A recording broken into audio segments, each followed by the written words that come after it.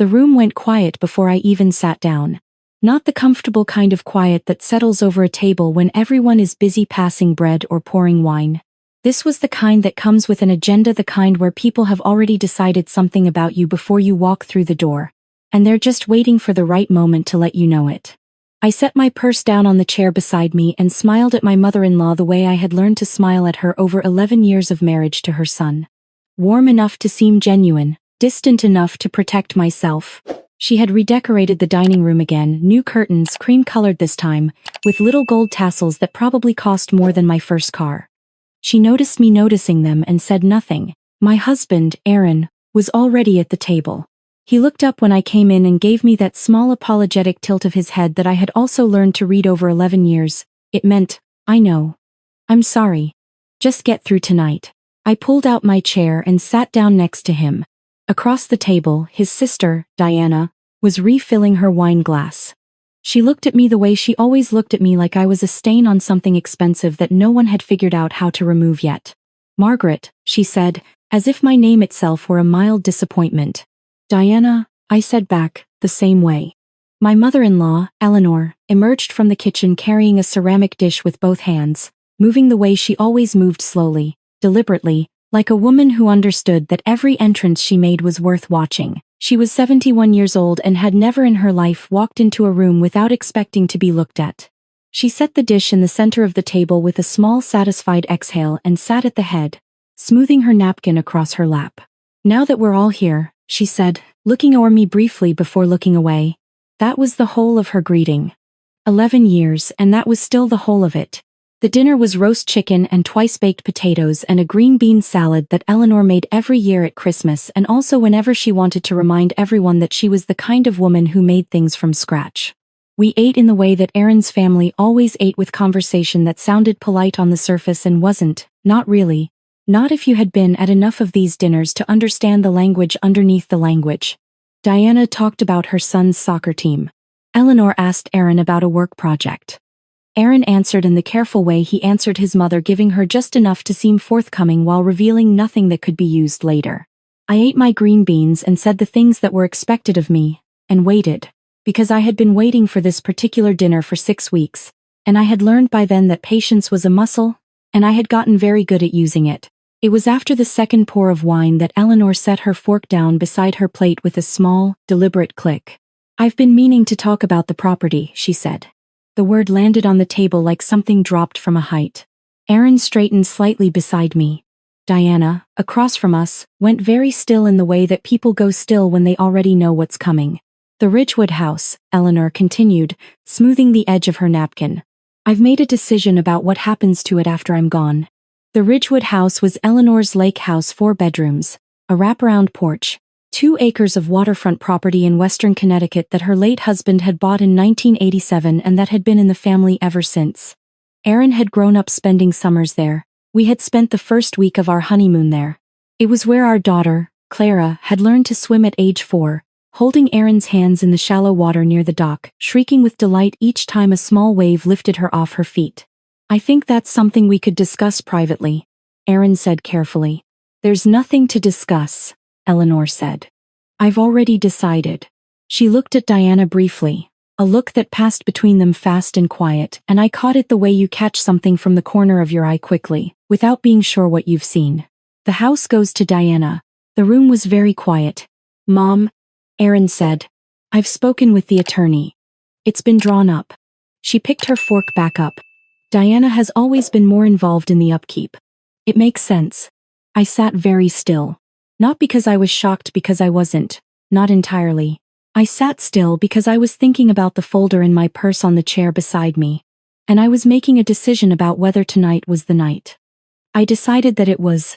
Involved in the upkeep, I said. My voice came out even. I was proud of that. That's an interesting way to put it. Eleanor looked at me with the particular expression she reserved for moments when I spoke without being addressed first. Not quite contempt, something more refined than contempt. Margaret, this is a family matter. I am family, I said. I've been family for 11 years. Of course you have, she said, in the tone of someone conceding a very small point. Diana reached for the wine. It's not personal, Margaret. It's just practical. Practical, I repeated. The house has always been in the family name, Diana said. Eleanor's name. And after she's gone, it should stay there. That's all. I looked at my husband. Aaron was staring at his plate. He had the look he got when he was doing the calculation, the silent arithmetic of figuring out how much peace was worth, how much honesty cost, whether the number came out in his favor this time. I watched him do it, the way I had watched him do it for years. And I felt the familiar ache of it, not anger, not anymore. Just something tired and clear, like a window washed clean by rain. You've been quiet, I said to him. He looked up. Maggie. No, I'm asking genuinely. You knew about this. I can tell. A muscle moved in his jaw. He didn't answer. That was its own answer. Eleanor set her fork down again. I hope you're not going to make this into something it isn't. This is an estate planning decision. Reasonable people make them all the time. Reasonable people, I said. Right. Margaret. Eleanor's voice took on the particular firmness she used when she wanted to end a conversation. I have been very patient with you over the years. I know you have, I said. I've noticed. Something shifted in her expression, a flash of surprise, quickly smoothed back over. She was not accustomed to being agreed with in that tone. I want to ask you something, Eleanor. I reached into my purse beside the chair and felt the edge of the folder, the slight resistance of the cardstock. I did not take it out yet. Over 11 years has there been a single family decision that included me? That was made with me in the room, with my input actually counted? You're being dramatic, Diana said. The lake house renovation in 2018, I said. Aaron and I had agreed we would put in $20,000 toward a new dock system. I wrote that check. My money. Then Eleanor decided the dock wasn't necessary, and the money went toward new interior flooring instead. No one told me until after. That was a household decision. Our daughter's birthday that year. She wanted a party at the lake house. Eleanor had her friends visiting that weekend and there wasn't room.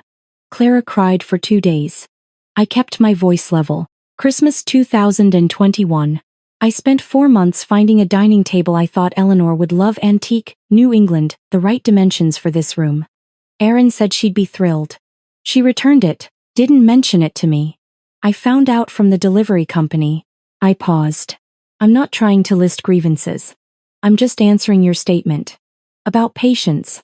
The table was very quiet. Eleanor's chin lifted. If you felt excluded, you should have said so. We aren't mind readers. I did say so, I told her. To Aaron. Many times. Aaron didn't look up. And now, Eleanor continued, moving forward the way she always moved forward. Past anything inconvenient, the property decision has been made. I would appreciate it if we could behave like adults. I'd like to behave like adults too, I said. That's actually why I'm here tonight. I reached into my purse and I took out the folder. It was not a large folder. Manila, the ordinary kind, not even a full inch thick. I set it on the table in front of me. I did not open it yet. I just put my hand flat on top of it and let everyone look at it for a moment. Diana's eyes dropped to it and came back up.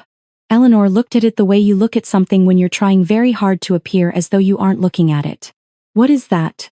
Aaron asked. His voice had changed. I've also been speaking with an attorney, I said. For the last 6 weeks, Eleanor's expression did not shift, but something in her posture did, a small tightening, the kind that happens below the conscious level. Specifically, I said, I've been speaking with a family law attorney and a financial forensics specialist. I watched that word forensics move through the room. I watched it land on each of them differently. Diana blinked. Aaron went very still, the way he had gone still when I came in, except this was different. This stillness had a quality to it I hadn't seen before. Because 6 weeks ago, while I was looking for our homeowner's insurance paperwork, I found something else. Aaron's hand moved toward me on the table, a reflex. I moved my arm away, gently, not dramatically.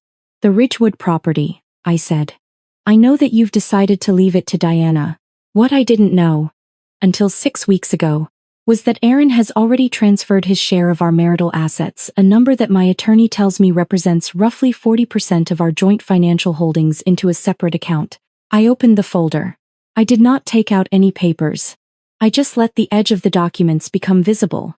An account that is not in my name. That was moved over the course of 18 months. in increments small enough that they wouldn't appear unusual in a single statement. No one spoke. "This is what those documents are," I said. "Bank records, transfer histories, the account information, my attorney's initial summary, and a letter from the forensic specialist regarding the methodology used to identify the transfers." I looked at Aaron. I had told myself I would not look at him with anger, and I didn't. I looked at him the way you look at something you have finally understood completely. After a very long time of not quite understanding it. I don't know if this was your idea or whether it started with the conversation about the Ridgewood house. I don't know if Eleanor knew. I don't know if Diana did. What I know is what's in this folder. Aaron's face had gone a color I had never seen on it before. "Margaret." His voice was barely above a murmur. "That's not your misreading what those are." "My attorney doesn't think so," I said. "And she's been practicing family law for 22 years. Eleanor set her hands flat on the table. For the first time in 11 years, she looked at me with something other than the careful, managed disregard she had perfected. She looked at me with real attention, the kind you give something when it has surprised you. "This is a private family matter," she said. But the sentence had lost its shape. The authority had gone out of it. "I agree," I said. "Which is why I'm raising it here. Privately, at the family table, before it becomes a court matter." I looked at Diana, who was sitting very still with her wine glass held in both hands, not drinking. "I'm not here to fight. I'm genuinely not. I'm here because I made a decision 6 weeks ago about who I wanted to be in this moment, and the person I decided to be is someone who says what she knows, clearly, without a scene, and then lets everyone else decide what they do with it." Aaron pushed back his chair slightly. The legs made a sound against the floor. "Maggie, please. Can we talk about this at home?" "We can talk about whatever you'd like at home," I said. "But the folder stays with me. And my attorney has copies." The candles on the table were the long taper kind that Eleanor always used for family dinners. One of them had burned down to the point where the wax was dripping onto the silver holder. I watched it for a moment. The flame didn't waver. "I want to say something else," I said. "And then I'll let everyone eat dessert." No one said anything. "Eleanor." I turned toward her. She held my gaze, which I respected. She was many things I didn't appreciate, but she was not a woman who looked away. "I have wanted to be a part of this family. Genuinely. Not for the house, not for whatever Aaron comes from, but because family matters to me. I grew up in a home where people said hard things and then moved on, and I thought that was something I could build here too. I was wrong about that, but I want you to know that I spent 11 years trying. And I don't regret the trying. I regret that it wasn't met." The candle wax pooled and stopped. Eleanor was quiet for a long time. When she spoke, her voice had lost something, not its control, never quite that, but something around its edges. "You should have come to me." "I did come to you," I said. "You told me Aaron was your son and this was your family and I should appreciate what I had." I closed the folder. I kept my hand on it. "That was 4 years ago, at this table, at Thanksgiving. I remember what you were wearing." She looked at me. Just looked. "So," I said, "here's what I'd like to happen. I'd like Aaron and I to have a real conversation, with real mediators if necessary, about what I found and what it means for our future. I'd like that conversation to happen without pressure from this family, or from attorneys that aren't mine, or from decisions that get made about things that belong to us both without anyone telling me." I looked around the table. "And I'd like Clara to continue to be allowed to love this family, all of you, completely, without any of this touching her. She's 9. She doesn't get to be part of this. That part isn't a request." Diana put her wine glass down. "I think," I said, standing from my chair, "I'm going to go check on her. She's at my sister's tonight." I picked up the folder. I picked up my purse. I tucked the folder under my arm with exactly as much care as it deserved. "Thank you for dinner, Eleanor. The green beans were wonderful. You've made them the same way every year and they're always exactly right." I pushed my chair in. I walked across the room. My heels made a sound on the hardwood that I had always found slightly satisfying, not loud, just present. I did not look back. I sat in my car for a few minutes in the driveway with the heater running and my hands in my lap and the folder on the passenger seat beside me. The light in the dining room was visible through the window, the warm amber of Eleanor's carefully chosen lighting, and the shapes of 3 people inside it, not moving. I looked at that window for a moment and then I looked away. I called my sister. She answered on the second ring, and I could hear Clara laughing at something in the background. That specific laugh she had when she was running breathless and completely delighted. Like joy was something her body couldn't contain. "How is she?" I asked. "Perfect," my sister said. "She beat Thomas at every card game and she's been absolutely insufferable about it." "She gets that from you." "She does," I agreed. I sat with that for a second, the warmth of it, the specific relief of knowing that one part of my life was exactly as it should be. "I'll pick her up in an hour," I said. I backed out of the driveway and I drove without the radio. The roads were dark and clear and I knew exactly where I was going. In the weeks after that dinner, Aaron and I began the process that I think both of us had understood, on some level, was coming: the slow and painful and necessary work of two people who have loved each other well in some moments and failed each other badly in others, sitting across a table from professionals and trying to figure out what was fair. It was not easy. It was not supposed to be. Fair rarely is. What I found in those weeks was that I had spent 11 years getting smaller in that family, adjusting, accommodating, swallowing things that should have been said, and I had told myself it was patience. Patience is a virtue, I had thought. Patience keeps the peace. But there is a version of patience that is actually just self-erasure dressed up in careful language, and I had been living in that version for a very long time without quite naming it. The folder had named it. Not the legal contents of it, though those mattered, and my attorney made sure they were handled correctly. What the folder had actually contained, the thing that had changed something in me when I first found those bank statements and then spent 6 weeks quietly, carefully, building the picture of what they meant, was the knowledge that I was someone who paid attention.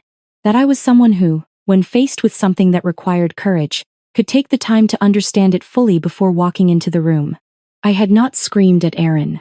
I had not called Eleanor in the parking lot of the bank to tell her what I found.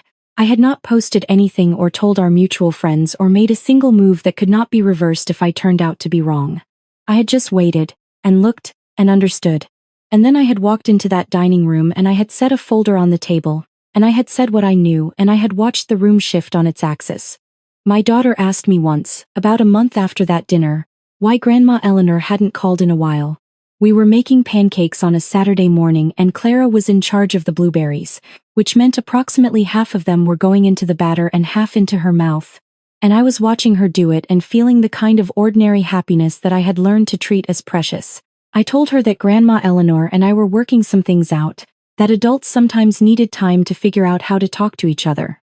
That it didn't mean anyone had stopped loving her. Clara considered this while eating a blueberry. "Is it like when me and Sophia had a fight about the art project?" she asked. "A little like that," I said. "We worked it out," she said. "I let her be in charge of the background and I did the people." "That's very diplomatic of you." "I know," she said in the completely unself-conscious way that 9-year-olds state things. "I'm good at sharing." I pulled her close and kissed the top of her head, and she tolerated it for approximately 3 seconds before wiggling away to protect the blueberries. I stood in my kitchen in the morning light and I thought, this is what I was protecting.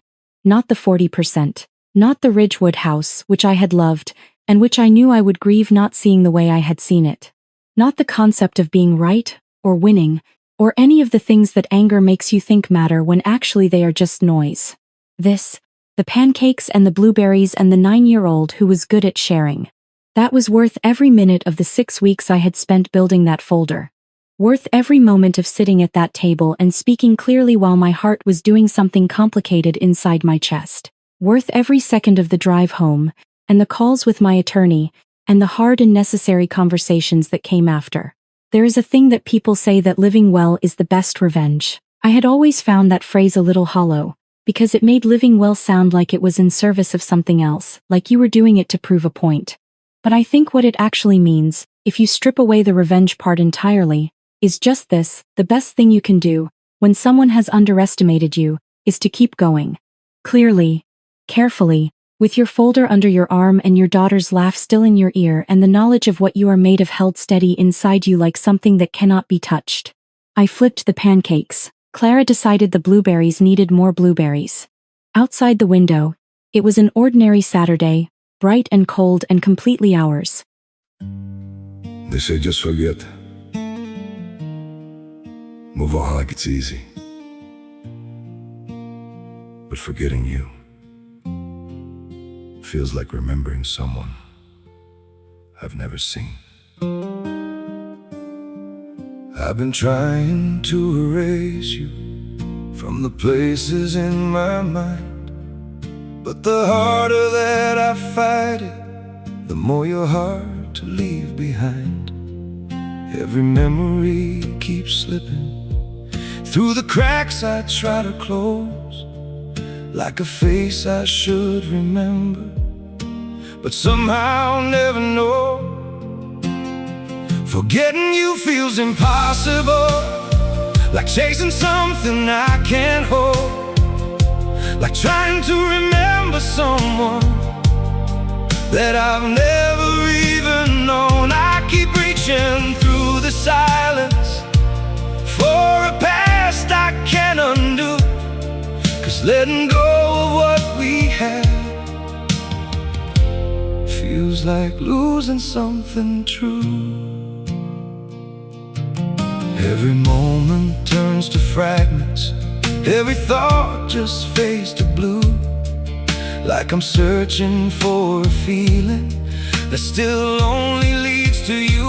Forgetting you feels impossible, like chasing something I can't hold, like trying to remember someone that I've never even known. I keep reaching through the silence for a past I can't undo, 'cause letting go of what we had feels like losing something true.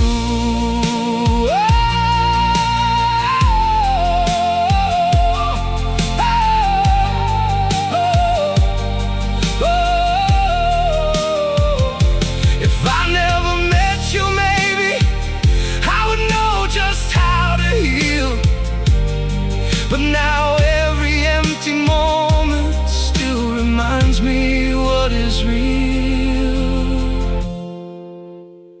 Forgetting you feels impossible, like chasing something I can't hold, like trying to remember someone that I've never even known. I keep reaching through the silence for a past I can't undo, 'cause letting go of what we had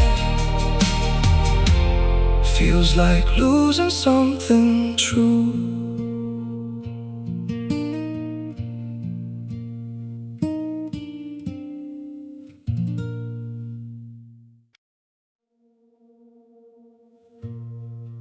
Don't pity me.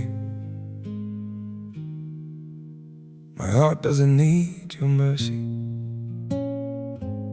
I can still stand on my own.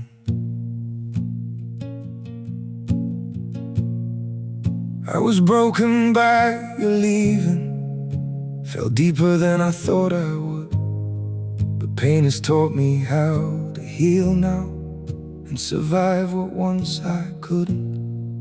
You don't have to look back sadly, don't reach out with guilty hands. What you shattered made me stronger, now I rise where I once collapsed. My heart doesn't need your pity, not another empty sign.